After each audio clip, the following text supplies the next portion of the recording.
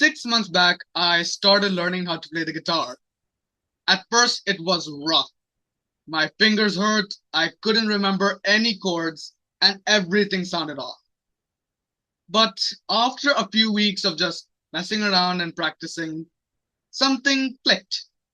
I didn't have to think so hard about where to place my fingers, and muscle memory started to kick in.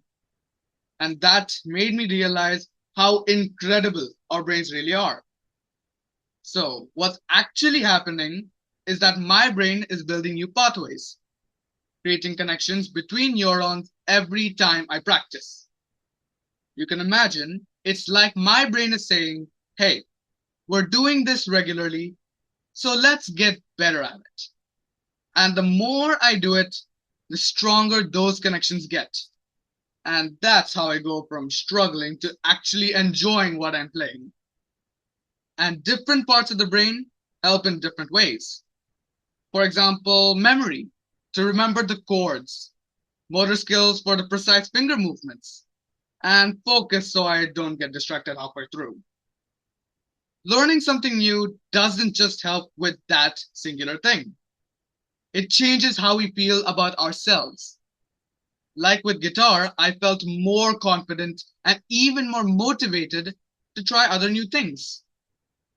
To be honest, it's so cool to know that our brain is constantly changing and adapting. I guess that's what growth is, really. But I also think about people who find learning harder. Maybe they have a learning disability or a brain condition that makes it more challenging. Imagine putting in the effort again and again, but not getting the same results. That's got to be frustrating and honestly discouraging. It makes me more aware of how important patience and empathy are. Just because someone learns differently doesn't mean they're not capable. They just need a different approach and support from people who understand that. So, yeah, learning guitar has taught me a lot more than just music.